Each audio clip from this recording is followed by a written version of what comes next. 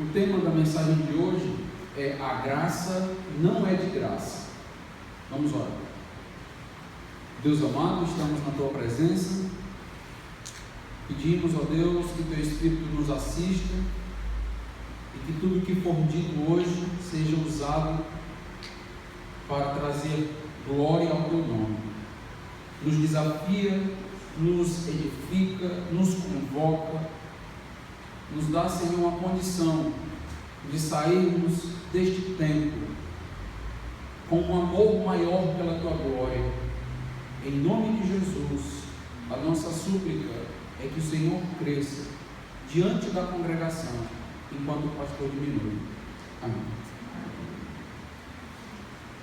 Dietrich Bonhoeffer foi um teólogo alemão, muito conhecido na teologia contemporânea por sua forte oposição a Hitler.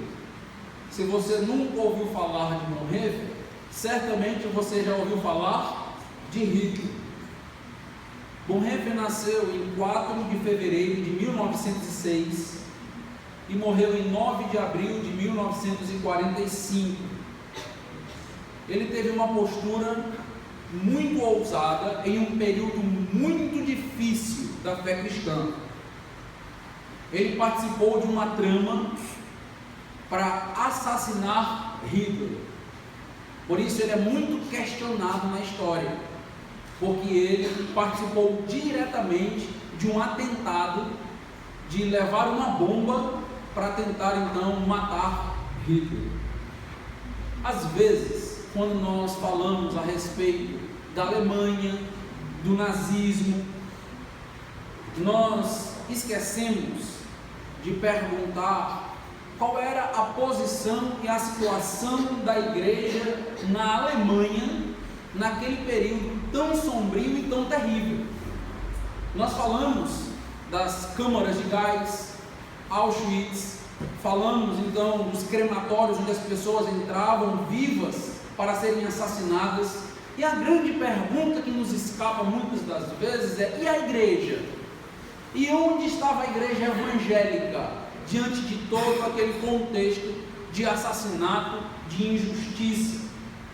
Milhares e milhares de judeus estavam sendo assassinados, e a pergunta que nós precisamos fazer é: qual era a postura da igreja evangélica, a igreja dita cristã na Alemanha? A Alemanha, meus amados irmãos, tinha sido há poucos séculos atrás palco de um grande evento, de um grande momento. Este ano nós comemoramos os 500 anos da Reforma Protestante, e a Alemanha foi um palco muito importante para uma virada de mesa, para um momento onde a teologia e a leitura da Bíblia voltou a ser o centro das atenções. Existe um personagem que se destaca quando nós falamos da Reforma Protestante e da Alemanha. Me refiro a Lutero. Lutero, um alemão muito conhecido pelas 95 teses que é dito foi pregada nas portas de Wittenberg, e ele traduziu a Bíblia para o alemão, antes apenas em latim, e foi traduzido então para o alemão. Com qual propósito? De fazer com que todas as pessoas tivessem acesso à Bíblia, todas as pessoas pudessem ler. Então tirou o poder do clero, tirou o poder da elite religiosa da época e entregou a Bíblia para as pessoas. Isso começou a criar uma grande revolução, porque as pessoas agora estavam lendo a Bíblia e não podiam mais ser enganadas. Um dos pontos importantes a se destacar da reforma e criar uma ponte para os nossos dias é que as pessoas continuam sendo enganadas porque não conhecem a Bíblia. A Bíblia está à disposição das pessoas, mas as pessoas não conhecem e continuam ainda no mesmo engano. A diferença é que naquela época eles não tinham acesso à Bíblia como nós temos. Então, dentro do nosso contexto, seremos mais responsabilizados do que o contexto onde aqueles irmãos na Alemanha não conheciam. A pergunta que nos incomoda é onde estava a igreja da Reforma Protestante, onde estava a igreja de Lutero, diante das barbaridades que Hitler estava implantando na Alemanha. Você já parou para pensar nisso?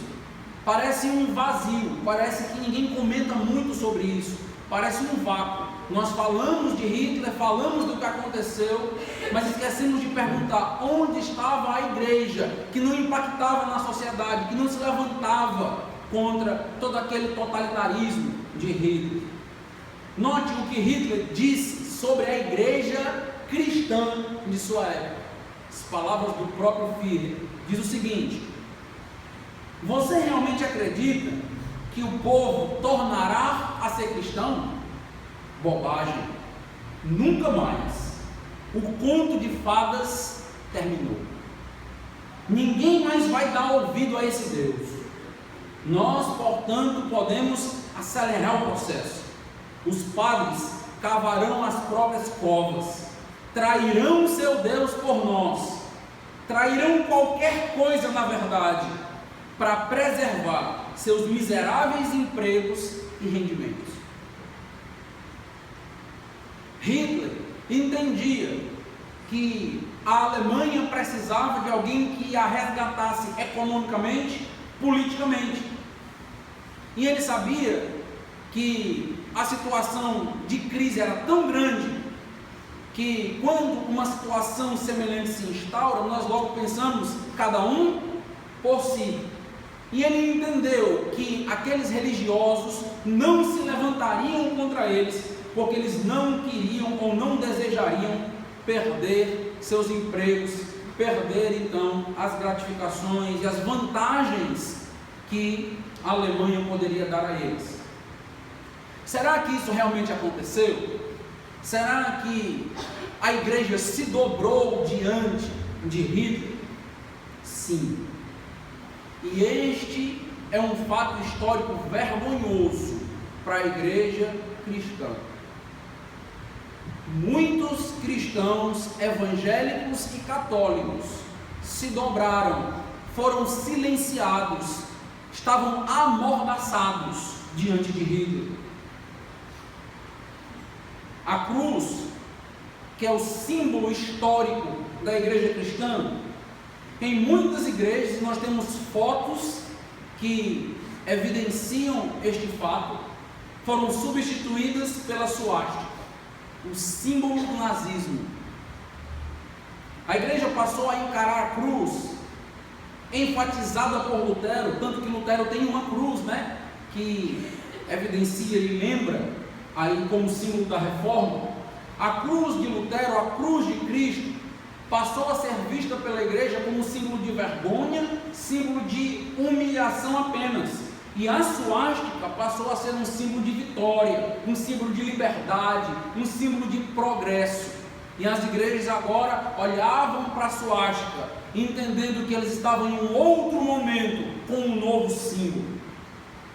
E o que os líderes cristãos da época diziam sobre essa situação? O que eles diziam sobre Hitler? Será que eles se posicionavam contra toda aquela barbárie?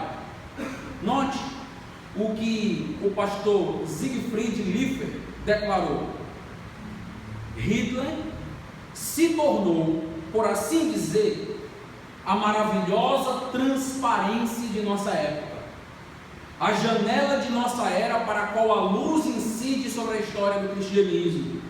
Por intermédio de Hitler, podemos ver o Salvador da história dos alemães. Nós estamos diante de um pastor num púlpito, comparando Hitler ao Salvador do mundo, colocando Hitler como o Salvador da Alemanha.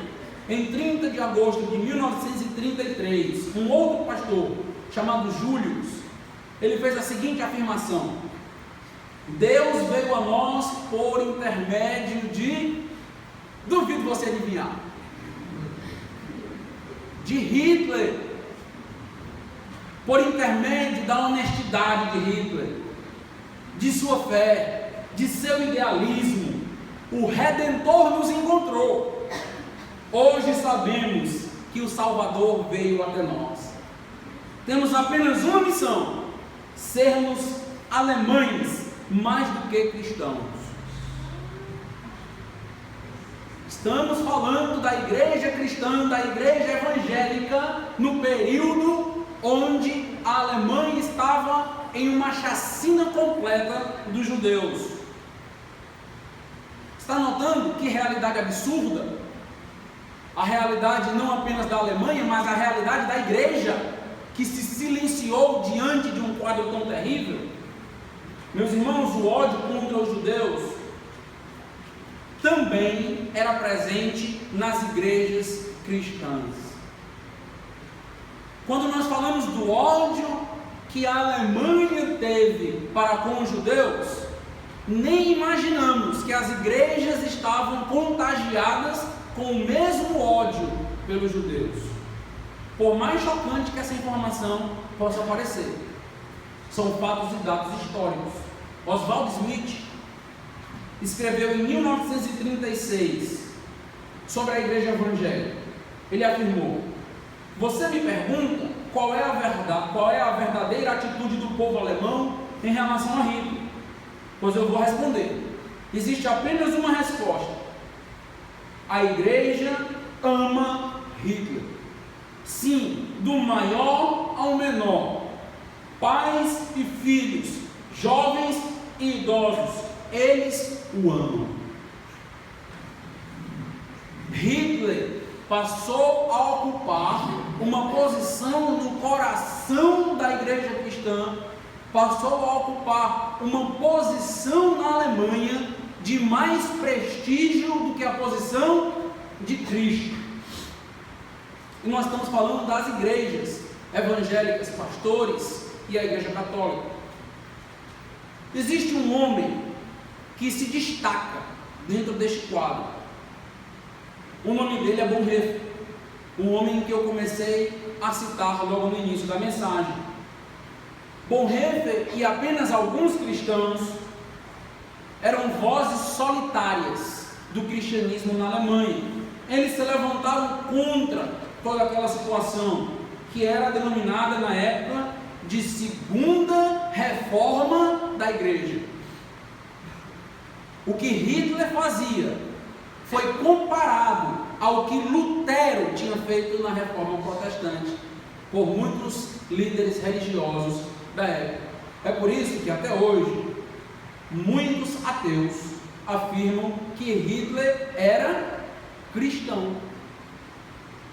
Você vai se deparar com muitas pessoas afirmando: toda a barbaridade feita por Hitler não era porque Hitler tinha sido influenciado por uma visão ateísta, mas é porque Hitler era um religioso fundamentalista. Esta não é uma verdade, mas que a igreja se dobrou diante de Hitler em nome dos privilégios é uma verdade. E nós não podemos deixar de citá-la, por mais que isso envergonhe e manche a história do povo de Deus.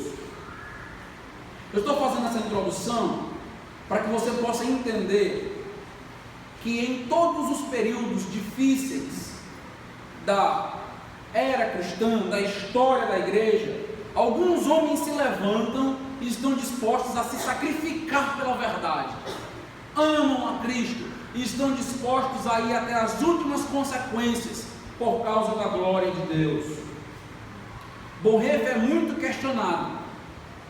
Ele é questionado porque ele tenta matar Hitler literalmente. Eu não estou aqui para colocar Bonhoeffer num julgamento e dizer se ele está certo ou se ele estava errado.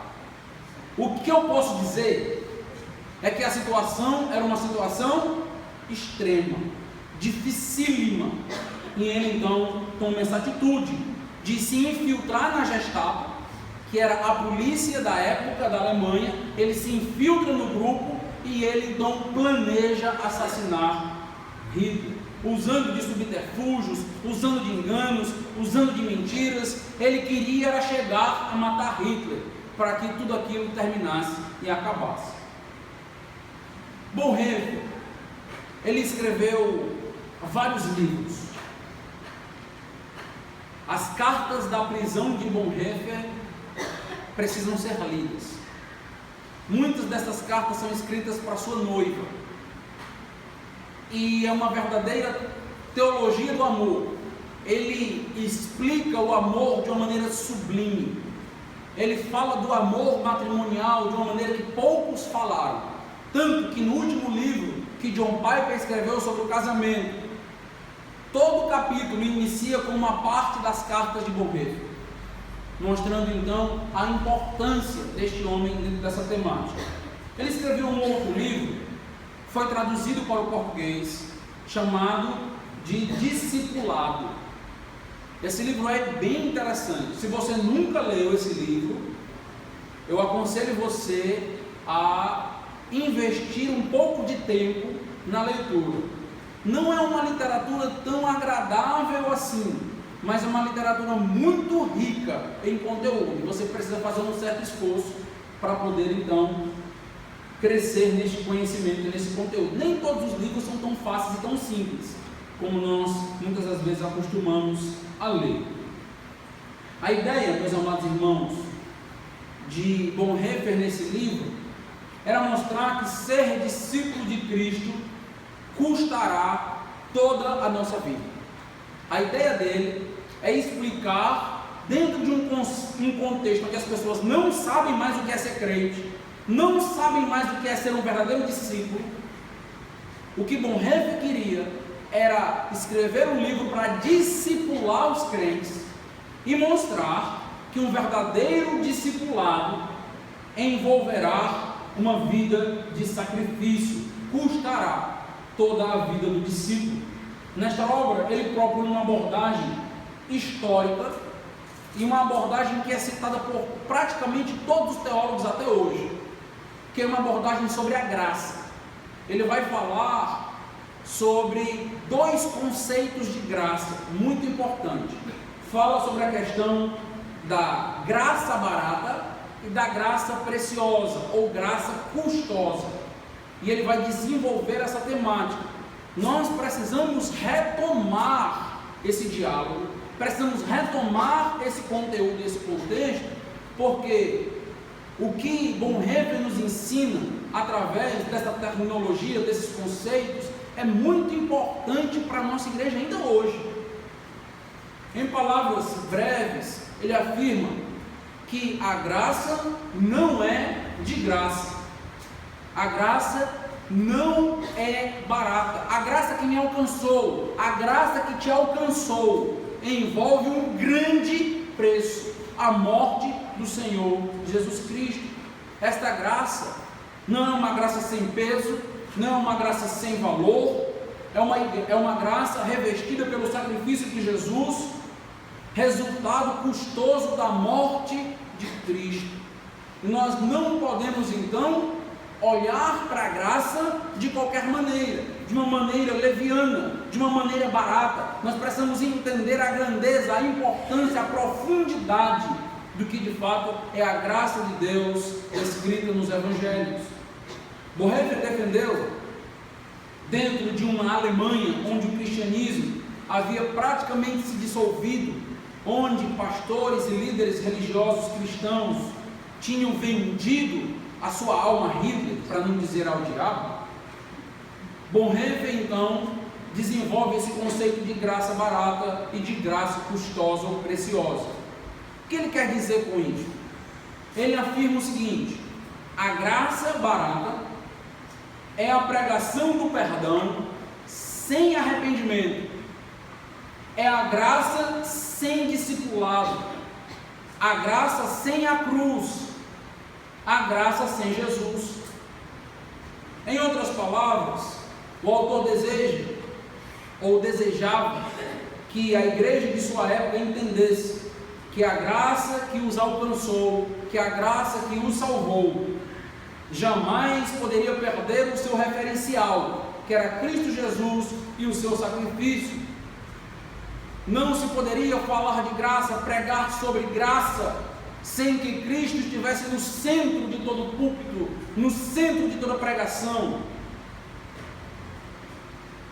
Não se pode, esta é a posição tomada por Bonhoeffer, Bonhoeffer, tornar a graça banal e a graça inoperante. Alguém que foi alcançado pela graça precisa crescer, precisa se desenvolver e ir contra todo este conceito anticristo que reina no mundo. Precisa ocupar um espaço cada vez maior de influência. Precisa evidenciar a graça em atos abnegados e sacrificiais, assim como Cristo evidenciou por cada um de nós. Aquele que foi alcançado pela graça preciosa, ele está pronto também a se sacrificar por esta graça preciosa. A graça que nos salvou exige toda a nossa vida, exige que nos tornemos canais para a sua propagação e para a sua manifestação. Ele afirmava que somente quando a graça é contemplada pelas lentes da cruz, apenas quando eu entendo graça a partir da cruz, é que a graça se torna preciosa, valiosa, valorosa para a igreja. A graça precisa deixar de ser definida como um mero favor. Quando nós vamos definir graça, nós definimos como favor e merecido. Essa definição não é equivocada, mas ela pode incorrer no erro de nos levar a ficar apenas na superfície do conceito de graça. A ideia não é simplesmente um favor imerecido qualquer ou um desbotado benefício imerecido, mas se fala de graça maravilhosa. O valor da graça é equivalente ao autor desta graça. Ela advém de Deus e por isso ela tem valor. Por isso ela precisa ser evidenciada por atos de sacrifício de amor. A graça é preciosa porque Deus é precioso. A graça é preciosa porque Jesus é a própria encarnação da graça de Deus. Jesus é aquele que manifesta a graça de Deus no mundo. Vou desenvolver na próxima mensagem essa ideia. Esta graça tem um valor ancorado no fato do Pai não achar que entregar seu filho seria um preço alto demais para pagar pela vida dos pecadores. A graça, meus amados irmãos, é uma graça maravilhosa, porque ela nos salvou de nós mesmos. Essa graça nos salvou do cativeiro do pecado. Essa graça nos salvou do destino terrível que todo pecador está sujeito, o juízo eterno. Por isso ela precisa ser valorizada, amada, propagada pela igreja do Senhor Jesus. É por termos experimentado desta dádiva, desta graça maravilhosa, é por termos experimentado do sabor suave, adocicado da graça, por termos sido alvos do seu efeito renovador, transformador, que precisamos também nos levantar e estarmos dispostos a pagar o preço para sermos canais de graça para outras pessoas, para que o mundo que jaz em miséria, um mundo que jaz faminto e sufocado pelas garras do pecado, possa deixar de sobreviver e passar a viver, porque o mundo não sabe o que é vida, porque a verdadeira vida está em Cristo, está na graça que Ele oferece. Bonhoeffer lança essas bases para um aprofundamento no conceito de graça. Nós queremos pensar nessa noite com base nesse entendimento, com base nesta ponte que Bonhoeffer estende sobre nós, para o relacionamento entre graça e o nosso sacrifício em prol da obra missionária, o nosso sacrifício em prol da salvação de almas. Se a graça é tão valiosa, se a graça é tão importante, por que nós não nos dispomos mais a levar esta graça aos povos, a fazer com que essa graça seja conhecida, a fazer com que essa graça seja manifestada através de nossos atos, através de nossas palavras? A graça é um tesouro que as pessoas precisam conhecer e elas ainda não conhecem. Este segredo não pode ser restrito à igreja. Nós precisamos desvendar, revelar a graça para as pessoas. Falar de missões, meus amados irmãos, nos leva obrigatoriamente a repensar na nossa salvação, a lembrar do que aconteceu conosco alguns anos atrás, repensar o senso que devemos ter de evidenciar a graça, fazer com que essa graça chegue também a outras pessoas. É uma necessidade nós irmos e fazermos esta obra de salvação ao redor do mundo. Missões é um conceito que aproxima muito a graça de Deus e o conceito verdadeiro da graça de Deus, porque quando nós falamos de missões, nós estamos falando diretamente de sacrifício, estamos falando diretamente de amor e da revelação da glória de Deus. Missões nos aponta para a nossa responsabilidade de nos sacrificarmos pela graça que é preciosa, sermos usados, apesar de qualquer cenário de crise econômica do país. Muitas das nossas igrejas têm reduzido a sua contribuição para a obra missionária por conta do cenário econômico que nós passamos e vivemos. E o que nós dizemos? Nós dizemos, meus amados irmãos, nós estamos neste mundo para termos uma vida de sacrifício em prol da glória de Deus, fazer com que essa graça seja espalhada, conhecida, revelada. Não espere que o mundo sempre vai ter bons momentos econômicos e políticos para que a graça de Deus seja levada, porque nós já aprendemos quando estudamos Apocalipse que existem anticristos, governos políticos, econômicos, existem falsos profetas que militam para que essa graça verdadeira e para que o verdadeiro evangelho chegue até as pessoas.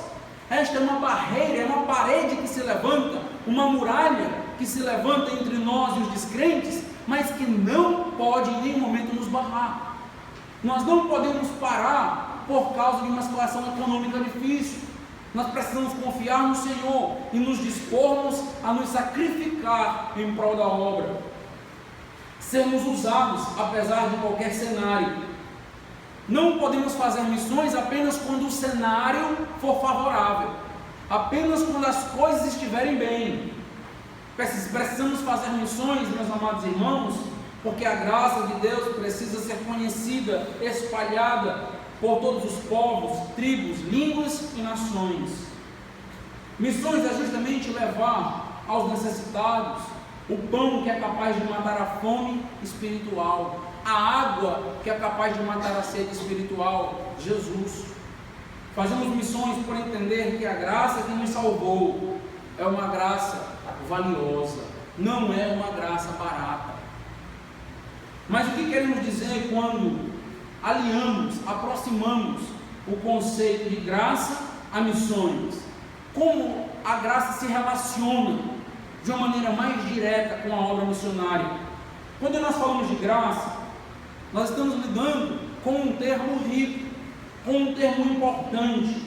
A ideia é de um benefício sem mérito, mas não qualquer benefício, não um benefício simplório, mas o melhor presente que alguém já recebeu em sua vida.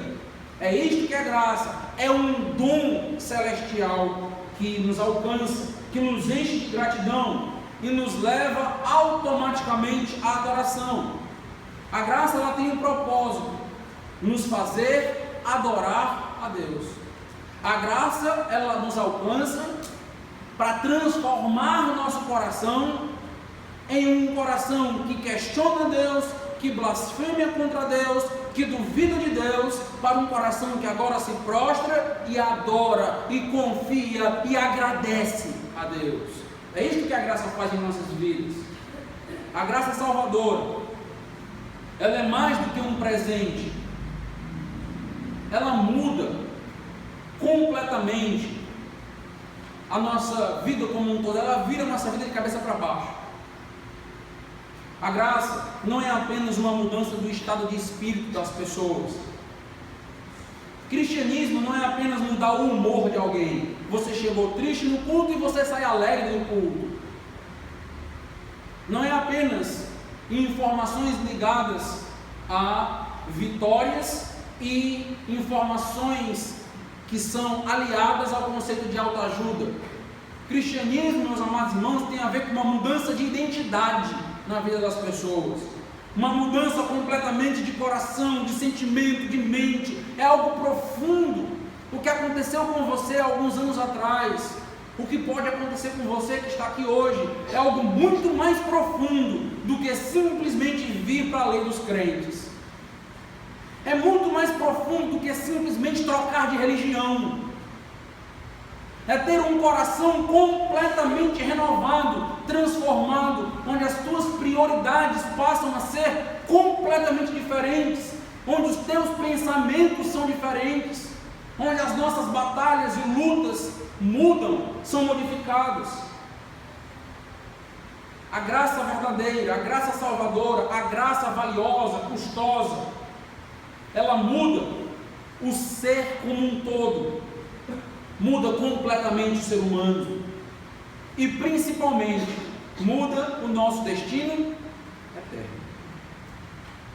Pecadores que estão destinados ao inferno, à morte eterna, porque o salário do pecado, segundo Romanos 6,23, é a morte. E a partir do momento que a graça nos atinge como um alvo, nós temos então todo um destino eterno modificado. Por méritos? Não, pelo valor da graça, pelo valor da graça de Deus que nos alcançou. É mérito total e completo de Deus. A graça, meus irmãos, não é um simples favor imerecido. Esse termo não pode ser definido de maneira tão rápida, porque pode nos levar a não entender a sua profundidade. Nós precisamos, sempre que lembrarmos de graça, lembrarmos de morte, lembrarmos de sangue, lembrarmos da ceia do Senhor que foi essa noite celebrada com a igreja. É um favor, mas um favor grandioso, um favor que homem nenhum pode fazer por outro, um favor que ninguém mais pode fazer por sua vida. Foi isso que aconteceu na minha e na sua vida. É preciso entender que a graça é algo precioso, valioso e não barato. Fazendo um trocadilho, a graça não foi de graça. A graça envolveu, necessitou de morte, custou a vida do homem mais justo que já viveu nessa terra, Jesus Cristo. A graça que nos salvou tem a digital de Deus, tem a cor do sangue do Senhor Jesus Cristo. Somente quando enxergarmos a graça desta maneira, teremos condições de valorizá-la e entenderemos que precisamos fazer todo e qualquer sacrifício para que essa graça também seja vista pelos povos que estão ao nosso redor, para que essa graça também seja abençoadora para outras vidas. A graça salvadora é um presente, é um dom. E quem nos presenteia? Deus. E por que Deus nos dá essa graça? Porque Deus nos concede a graça que nos leva à salvação. Paulo, de uma maneira bem clara, ele explica qual é o propósito da graça. A graça nos leva à salvação, mas a partir deste momento o homem tem uma identidade, e essa identidade tem a ver com o propósito da graça, onde a graça quer nos levar. Nota comigo, Efésios capítulo 1, abra sua Bíblia, livro de Efésios capítulo 1,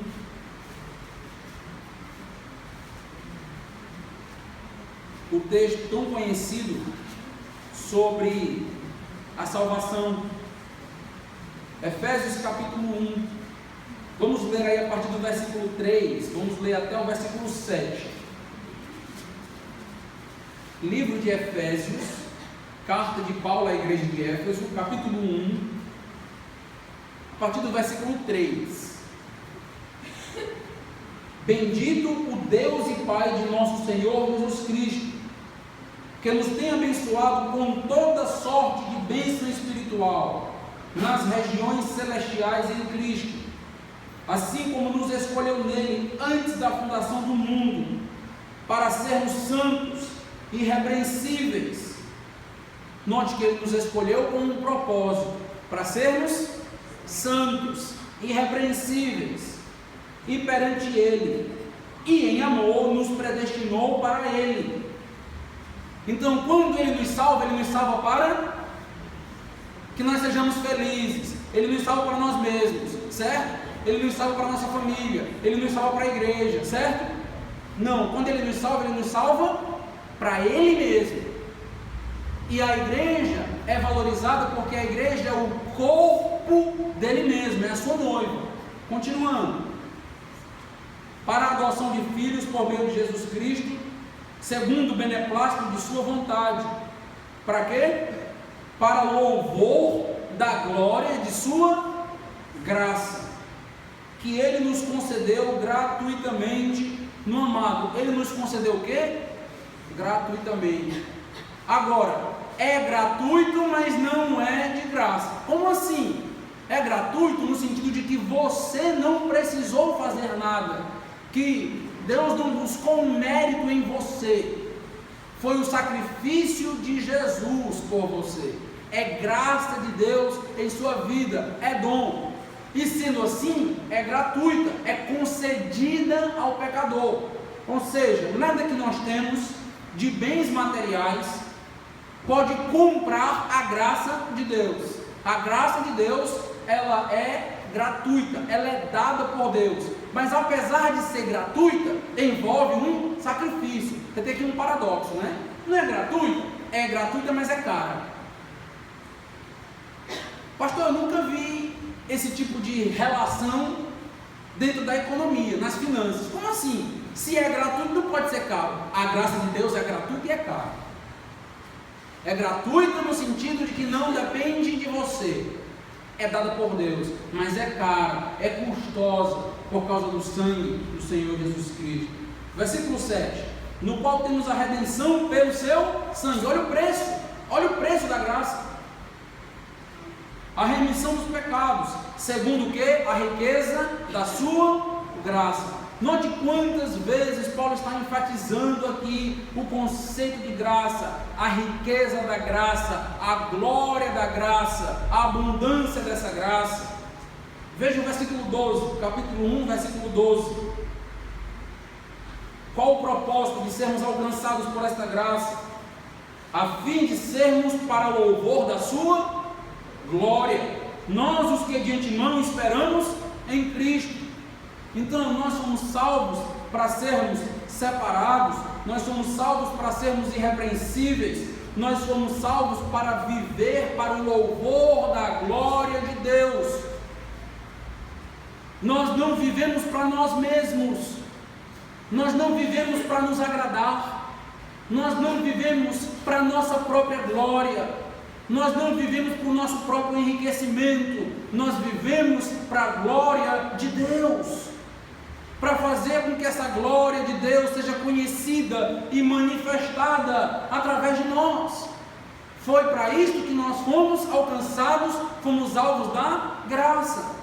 A graça nos alcançou e ela nos preparou, ela nos deu a condição, ela nos moldou para a partir de agora podermos então difundir esta graça de Deus, fazer com que a glória de Deus seja vista, para que nos voltemos a Deus em louvor e adoração. Veja o versículo 14, Efésios 1,14, falando a respeito do Espírito Santo, o qual é o penhor da nossa herança, até o resgate da sua propriedade, em louvor da sua glória. E nós notamos que nós somos salvos para Deus, para nos voltar para Deus, para adorar a Deus, e que o propósito da graça é justamente nos levar aos pés do Redentor, nos levar a agradecer, ter um coração grato a tudo que nós recebemos. Preste atenção no que nós estamos estudando e construindo.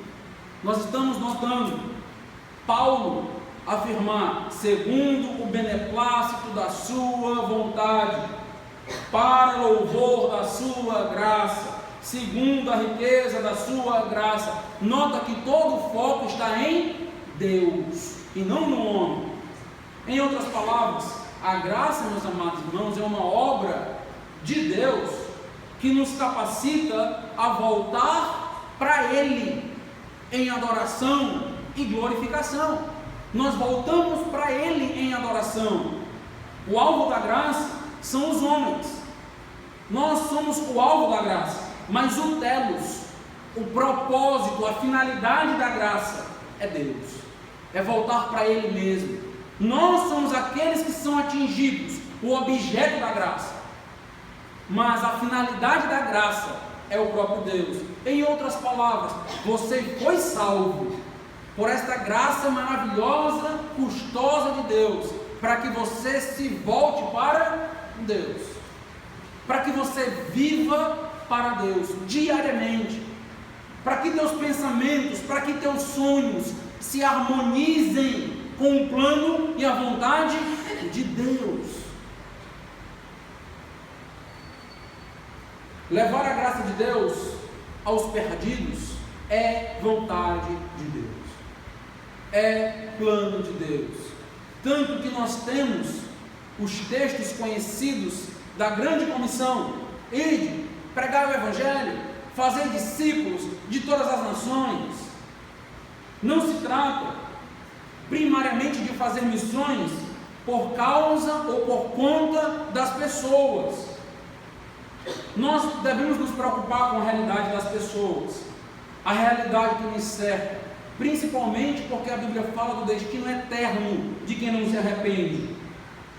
Mas a manifestação da graça de Deus é algo que exalta a Deus.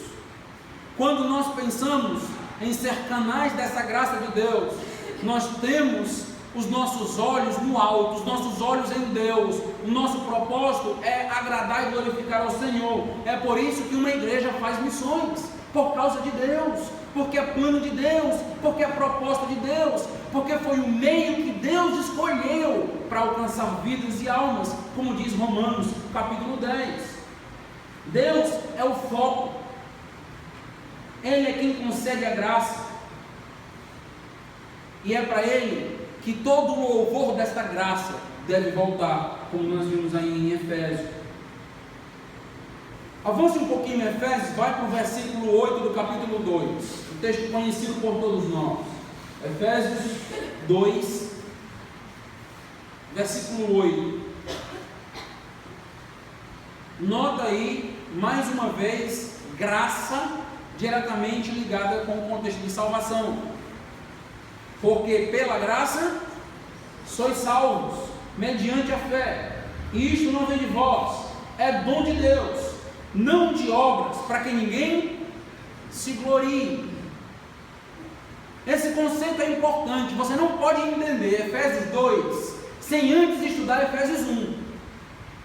Nós escutamos muitas das vezes a mensagem em Efésios 2 e não entendemos o contexto de Efésios 1. Efésios 1 nos mostra que toda glória é de Deus, que tudo se volta para Deus, que toda honra é de Deus. O centro de Efésios é Deus. Quando nós chegamos em Efésios capítulo 2, nós vemos essa informação: para que ninguém se glorie. Como assim para que ninguém se glorie? Porque não há espaço para o homem se gloriar, já que tudo que acontece na salvação, como já foi descrito em Efésios capítulo 1, redunda em glória para quem? Para Deus. Então nós temos apenas Paulo ratificando: olha, a glória não volta para Deus, a graça não é rica, não é abundante, para quê? Para transformar as pessoas em adoradores que glorificam a Deus. Então não há espaço em nenhum momento para que na salvação haja glória para você, para mim. Não há espaço, porque a glória pertence a Deus. A graça tem o propósito de levar as pessoas a glorificar a Deus. Então, quando nós entendemos esse contexto, nós entendemos por que a salvação não é por obras. Porque se a salvação for por obras, o que acontece? a glória não vai se voltar para Deus, e a glória é de Deus. Todas as vezes que eu ensino salvação por obras, eu estou roubando a glória de Deus. Isso é sério. A glória é de Deus. Aquela pessoa que foi salva se volta para glorificar a Deus. Eu não posso simplesmente criar um artifício para que o homem possa receber uma parcela, um percentual dessa glória, nem que seja um percentual mínimo. Toda a glória pertence a Deus, porque a graça leva o homem para este ponto de evidenciar essa glória. O que nos motiva, meus amados irmãos, a revelar a graça de Deus aos perdidos? O que nos motiva a levar a graça de Deus aos povos?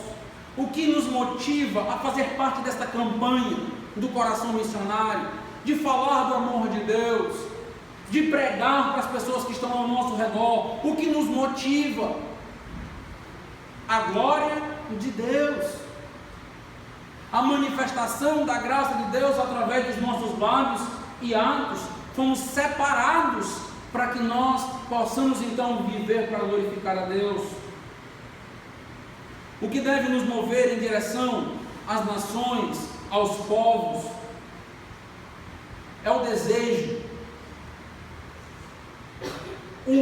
desejo que advém da minha nova identidade em Cristo Jesus.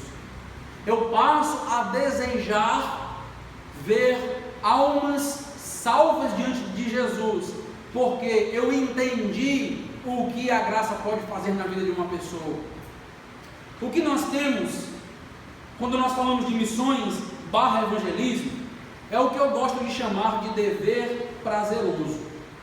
Eu já citei essa dupla em vários aspectos na Bíblia, e eu quero aprofundar um pouquinho isso com você. Dever prazeroso. Como assim? É importante entender esse conceito, porque normalmente quando nós falamos de prazer, a nossa mente automaticamente exclui o dever. Já notaram isso? Quando a gente tem um dever, uma obrigação, parece um fardo. Ai, uma obrigação. Ai, eu tenho que fazer, então eu não vou fazer voluntariamente, então não tem alegria. Biblicamente, esse não é o conceito. Quero que você entenda que missões, evangelismo, é uma obrigação prazerosa. Nota comigo, 1 Coríntios capítulo 9, versículo 16 e 17. Nota comigo. Abra sua Bíblia por gentileza, em 1 Coríntios capítulo 9, versículo 16 e 17. Para que nós possamos notar se fazer a obra missionária, a obra de evangelismo, é opcional para a nossa vida ou não. 1 Coríntios 9, 16 e 17. O que o texto diz? Preste bem atenção, se anuncio o evangelho, não tenho do que me gloriar. Estão notando o conceito de glória de novo? Eu não tenho do que me gloriar. Por que eu não tenho do que me gloriar? Porque se eu estou fazendo a obra, eu só estou fazendo porque eu fui alcançado pela graça, e tudo se volta para a glória de Deus. Eu não tenho por que me exaltar porque eu faço isso, pois sobre mim pesa esta, o quê? Obrigação. Porque ai de mim se não pregar o evangelho. E a ideia é a seguinte, está vendo? Fazer a obra missionária, evangelizar é uma... O que é que o texto diz? É uma obrigação. E Paulo traz maldição sobre ele. Este ai que aparece aí na Bíblia, normalmente é uma expressão de maldição. Ai de mim, se não pregar o evangelho. Eu tenho que fazer, eu sou obrigado a fazer. Agora nota o versículo 17. Se eu faço de livre vontade, tenho galardão. Se eu não tenho vontade, então eu sou isento de fazer. Diz isso na sua versão? Não diz isso na sua versão? Então vamos ler. Se faço de livre vontade, tenho galardão. Mas se constrangido, é então a responsabilidade do despenseiro que me está confiada. Eu fui salvo para fazer isto. Eu sou servo. Eu fui salvo para pregar. Eu fui salvo para fazer a obra. Esta é minha obrigação. Se você fizer com um coração alegre, satisfeito, de boa vontade, você recebe galardão. Se você não fizer, você não está isento de fazer. Você tem que fazer do mesmo jeito, porque é sua obrigação. É o que o Paulo está dizendo. Paulo está juntando dois conceitos que parece que para a mente moderna não se junta. Um conceito de obrigação e prazer. Paulo está dizendo, temos sim uma obrigação, mas é uma obrigação que devemos encarar como prazer. João desenvolve um pouco esse conceito, e ele vai nos dizer que sim, é uma obrigação, e ele vai dizer como nós devemos encarar as obrigações do Senhor. Nota comigo, 1 João, capítulo 5, versículo 3, abre aí sua Bíblia por gentileza. 1 João, já no finalzinho da Bíblia, né? Capítulo 5, versículo 3. Esta epístola de João é o que nós chamamos de epístola do amor. Ele fala muito sobre o amor. E olha o que ele vai dizer no versículo 3. 1 João 5, 3. Porque este é o amor de Deus. Qual é o amor de Deus? Que guardemos os seus. Preste atenção, não adianta você dizer que ama a Deus e não guardar os seus mandamentos. Biblicamente, quem ama a Deus guarda os seus mandamentos. A evidência do amor de Deus é a obediência. Agora continue o texto. Ora, os seus mandamentos são penosos. É isso? Os mandamentos do Senhor não são penosos. Não são. Se você acha que a obrigação que Deus te deu é penosa, é árdua, é um peso nas tuas costas, é um fardo enorme que você tem que carregar, é porque você ainda não entendeu um conceito mais aprofundado de amor. O texto diz que não é pesado os mandamentos. Por quê? Porque eu faço por amor. Nada que nós fazemos por amor é pesado. Até onde nós estamos dispostos a ir por amor? Obedecer os mandamentos do Senhor são leves quando eu tenho em mente que aquilo é feito por amor. Então, meus amados irmãos, guardar os mandamentos do Senhor é evidência de que nós amamos a Deus, e nós não podemos em nenhum momento achar e pensar que o mandamento do Senhor é pesado, é árduo. Não é. E mandamentos não excluem voluntariedade, estão ligados, como nós estamos aqui aprendendo.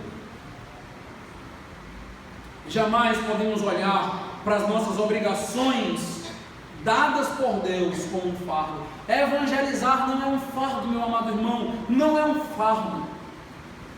Quando eu te convoco, quando eu convoco a igreja, vamos entrar numa campanha para evangelizar Juazeiro do Norte, para que todas as pessoas dessa cidade conheçam o Evangelho e a glória de Deus se espalhe. Isso não pode ser encarado como um peso. Agora eu tenho que evangelizar essa semana, porque se eu não evangelizar, eu não vou colocar um coraçãozinho naquele coração maior, e aí o pastor vai me cobrar. Não, meus irmãos, não. Nós fazemos a obra, nós fazemos missões, nós investimos financeiramente em missões, nós fazemos a obra diante dos perdidos, porque nós amamos a Deus. Deus diz que a graça dele deve ser evidenciada, e nós fazemos. É mandamento do Senhor, mas para nós é um mandamento que envolve prazer, alegria, envolve o nosso amor. Esse é o nosso relacionamento com os mandamentos de Deus. Antes, nós éramos escravos de um outro Senhor, e aí os mandamentos eram árduos, difíceis, estávamos debaixo de Satanás e do legalismo. Agora não, agora o nosso Senhor é amoroso, Ele tem mandamentos sim, mas são mandamentos que dão prazer ao nosso coração de realizar. Não são fáceis de realizar, porque existe uma luta ainda na nossa carne, mas deve nos trazer prazer. Não é por acaso que um autor chamado John Piper afirma: só existe missões porque não existe adoração. Só existe missões porque não existe adoração. Como assim? O propósito da obra missionária é salvar almas para que elas se voltem a Deus em adoração. Nosso propósito é fazer com que as pessoas conheçam a fonte da vida, que as pessoas conheçam esta graça maravilhosa e possam se voltar para Deus em amor, possam se voltar para Deus num relacionamento que antes estava quebrado. O propósito de missões, meus amados irmãos, é fazer com que a adoração aumente. Não podemos nos contentar em ter 100 pessoas essa noite adorando a Deus, enquanto nós temos milhares e milhares e milhares de pessoas em Juazeiro do Norte que estão enchendo a cara essa noite, que estão se drogando, que estão traindo sua esposa nos motéis, que estão nos bordéis. Nós não podemos nos conformar. O nosso coração deve ansiar, deve desejar que outros conheçam e sejam atingidos por essa graça,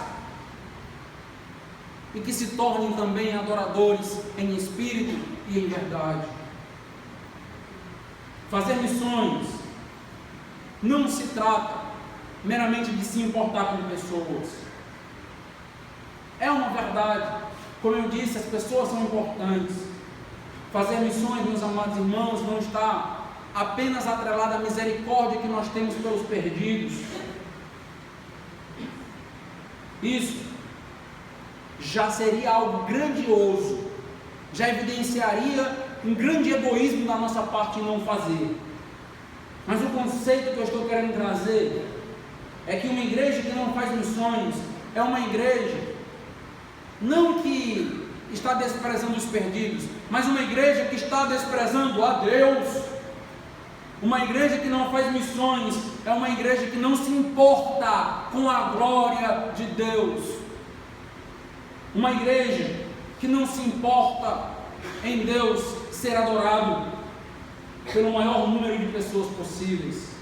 Em palavras simples, uma igreja que não faz missões não está evidenciando meramente que não ama pessoas, está evidenciando que não ama a Deus. Tem muitas igrejas evangélicas dos nossos dias que são igrejas onde todos os investimentos, todos os recursos se voltam para ela mesma. Muitas, eu conheço muitas igrejas nossas que não investem R$1 na obra missionária, não investem R$1 na salvação das almas dos perdidos. Louvamos a Deus, porque Deus tem nos ensinado que é um privilégio fazer parte desta obra, que fazer parte desta obra é uma evidência de que o amamos, uma evidência de que somos obedientes, uma evidência de que valorizamos a sua glória. Não podemos em nenhum momento fechar os olhos para a obra missionária, não podemos. Temos que continuar dando passos ousados. A nossa conferência de missões está chegando. Temos que estar orando diariamente: Senhor, abençoa a tua igreja, Senhor, levanta corações, Senhor, chama obreiros do nosso meio, para que os perdidos sejam alcançados. Não fazer missões, grave isso, não fazer missões é um problema de desvalorização, é um problema de barateamento da graça de Deus, é tratar a graça de Deus como graça barata. Nós poderíamos desenvolver bastante ainda sobre esse tema. Eu quero apenas, antes de encerrar, mostrar para os amados irmãos porque o apóstolo Paulo, o grande missionário da igreja primitiva, tinha um coração tão direcionado para os perdidos. Eu quero mostrar qual era o segredo do apóstolo Paulo. Por que o apóstolo Paulo fundou tantas igrejas? Por que o apóstolo Paulo passou fome por causa de Cristo? Por que o apóstolo Paulo aprendeu a viver contente diante de toda e qualquer situação, chicotadas, apedrejamento? O que movia aquele homem para fazer algo tão grande? O que é que movia ele? Porque nós queremos que o mesmo que movia Paulo possa nos mover. O mesmo que direcionava Paulo a ter uma vida sacrificial, nós queremos que isso aconteça na igreja hoje. Veja comigo, 1 Coríntios capítulo 15, versículo 10. Nós vamos encerrar citando aqui esses textos. 1 Coríntios capítulo 15, versículo 10. Tente concluir você o que é que movia, que direcionava Paulo à obra missionária. 1 Coríntios capítulo 15, versículo 10.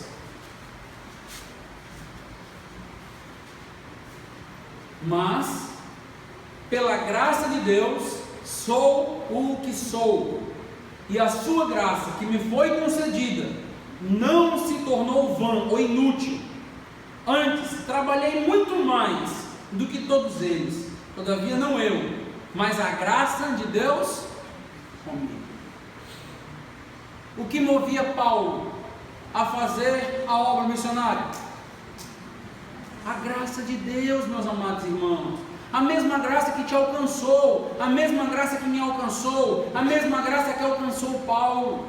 Paulo está dizendo que, após ser alcançado pela graça, após receber de Deus esse dom, ele não pode banalizar, baratear, não pode se tornar vã, vazia, inútil. Tem que frutificar, tem que haver sacrifício. Por isso que Paulo diz: não eu, não somos nós que fazemos o trabalho, mas é a graça de Deus que nos leva, que nos encaminha, que nos direciona.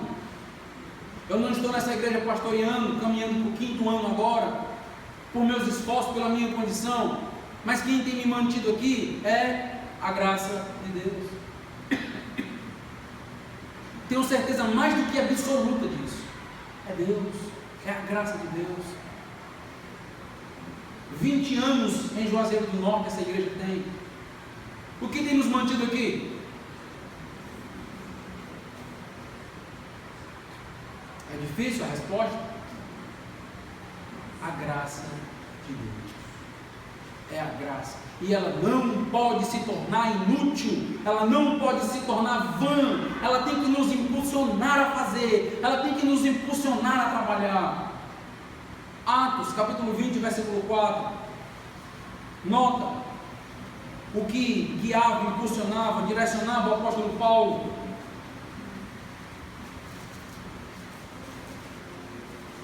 Eu poderia passar a noite toda citando textos para os amados irmãos. Não vou fazer isso com vocês. Atos, capítulo 20, versículo 24.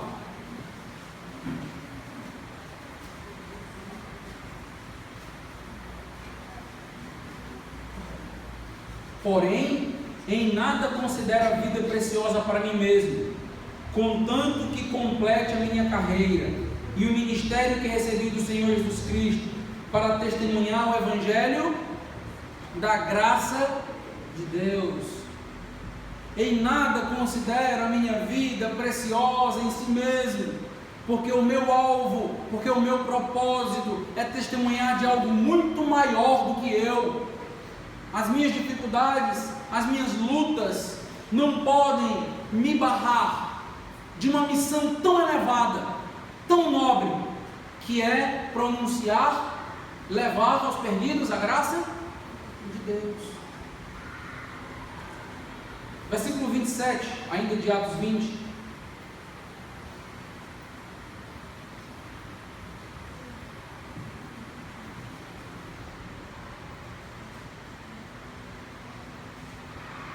porque jamais deixei de vos anunciar todo o desígnio de Deus. Jamais cruzei os braços, é o que Paulo está dizendo. Jamais deixei de anunciar. Não me calei, falei. Vamos para o último texto, 2 Coríntios 12. 2 Coríntios capítulo 12.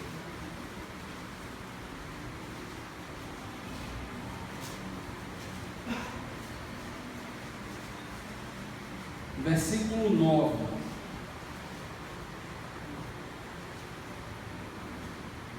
Segundo Coríntios 12, versículo 9. Então ele me disse: a minha graça te basta, porque o poder se aperfeiçoa na fraqueza. De boa vontade, pois, mais me gloriarei nas fraquezas, para que sobre mim repouse o poder de Cristo. Pelo que sinto prazer nas fraquezas, nas injúrias, nas necessidades, nas perseguições, nas angústias, por amor de Cristo, porque quando sou fraco, então é que sou forte. Lemos textos como este, nós nos perguntamos: que mente é essa? Que coração é esse do apóstolo Paulo? Prazer nas fraquezas, nas necessidades, nas perseguições, nas angústias. Como um homem pode ter prazer nisso? Sabe qual é a resposta? A graça de Deus nos basta. A graça de Deus deve nos bastar, porque ela é valiosa, ela não é barata, ela é custosa. E é quando nós entendemos o valor da graça de Deus, que todas as coisas ao nosso redor começam a ficar bem pequenininhas. Nossas dificuldades, nossos problemas, as coisas começam a se reduzir de tamanho, de uma maneira espiritual, maravilhosa. Começamos a olhar para todas estas coisas e dizemos: também somos fracos, Senhor. Cada um de nós talvez possa fazer a mesma oração de Paulo: Senhor, tira de mim esse espinho na carne. Senhor, eu tenho lutas, tenho dificuldades. Cada um de nós pode falar isso. E a resposta de Deus vai ser sempre a mesma. Qual é a resposta de Deus? A minha graça te basta. Deus pode ouvir cada uma das orações dessa noite. Cada um pode baixar, fechar os olhos e orar a Deus e dizer: Senhor, o Senhor sabe das minhas fraquezas. O Senhor sabe que eu não faço por conta disso, por conta daquilo. E aí nós temos inúmeras orações que podem ser feitas, inúmeras. A resposta de Deus vai ser sempre a mesma. A graça de Deus nos basta. A graça de Deus nos basta para que a obra seja realizada, feita. Vamos fazer porque a graça de Deus nos basta. O país está em crise, a graça de Deus nos basta. Nada pode impedir a mão de Deus de agir, meu irmão. Deus quer nos usar ainda mais do que nós temos feito. E tudo isso é feito pela graça. Se nós pudéssemos fazer uma descrição do mundo que nos rodeia, nós provavelmente diríamos que o mundo está repleto de pecados. Por todos os lados que nós olhamos: corrupção social, corrupção política, corrupção econômica, corrupção individual, desonestidades, injustiças. Por todos os lados que nós olhamos, nós certamente, se fôssemos chamados a descrever esse mundo, nós diríamos: esse mundo está cheio de pecado. Em outras palavras, sabe o que nós poderíamos dizer? O pecado está abundando. Qual seria a resposta do nosso Deus? Onde abundou o pecado, superabundou a graça. Onde abunda o pecado, superabunda a graça. Em outras palavras, o antídoto para o pecado e para o pecador é a graça de Deus, que nós temos, que nos foi dada para revelar, para manifestar, para falar. Meus amados irmãos, devemos sim evidenciar a graça de Deus, devemos fazer a obra missionária. E a minha oração como seu pastor, a minha oração como aquele que tem sido chamado por Deus para levantar a igreja, para animar a igreja para a obra missionária, seja obediente por amor a Deus. Se inclua na obra, faça parte da obra. Porque quando nós estamos e fazemos parte deste plano maravilhoso de Deus, a glória não vai vir sobre você, mas certamente você vai ser um canal para que a glória chegue a Deus. Que Deus possa nos usar como igreja, muito, muito mais. Vamos orar. Deus amado, Deus Todo-Poderoso, eu quero te agradecer, Senhor, pelo privilégio que tenho de falar da Tua Palavra, de abrir a Tua Palavra, de mencionar essa graça. Graça esta, Deus, que está além do meu compreendimento, do meu entendimento. Ela é tão profunda, ela é tão maravilhosa, ela é tão rica, que eu consigo apenas arranhar a superfície nas minhas descrições. Ó Deus amado, queremos te agradecer, porque esta graça nos alcançou e nos transformou, mas queremos pedir ao Senhor que esta graça alcance aqueles que ainda não foram confrontados com seus pecados, que ainda não se arrependeram, que não tomaram uma decisão de viver ao teu lado. Ó Deus amado, é a manifestação da tua graça que nos traz alegria, porque esta graça, quando manifestada, redunda em glória ao Senhor. Quantos irmãos estão orando? Eu quero falar com você que está aqui essa noite. Viu o momento onde participamos da ceia do Senhor, momento que aponta para a morte de Jesus, morte por teus pecados, morte por meus pecados. Você sabe dos teus pecados. Deus também conhece cada um e pode citar pelo nome os teus pecados. Eu quero te convidar essa noite a se quebrantar diante de Deus, a se arrepender desses pecados e entregar a tua vida ao Senhor, entregar a tua vida a Jesus, como resultado da graça de Deus, não das tuas obras, não daquilo que você pode fazer, não daquela condição que você tem para comprar algo, mas simplesmente um reconhecimento de que você é pecador e que precisa dessa graça. Se você é carente da graça, quer receber essa graça do Espírito Santo de Deus, Deus essa noite pede que você se arrependa, entregue sua vida a Ele, mude de vida, tenha a sua identidade renovada. Se você entendeu essa mensagem, se o Espírito Santo está te chamando para tomar uma decisão essa noite, não resista mais, não tenha vergonha, seja alvo da graça de Deus. Se você está aqui e quer tomar essa decisão, apenas levante uma de tuas mãos, para que eu possa orar por tua vida. Alguém essa noite quer tomar essa decisão? A graça de Deus se manifestou salvadora essa noite dentre nós. Levante uma de suas mãos.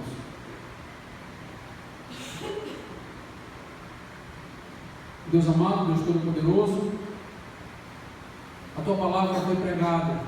A súplica da tua igreja é que o Senhor possa abençoar todos que ouviram, quer seja com o grande desafio missionário que ouvimos, ou com o desafio de arrependimento que ouvimos agora.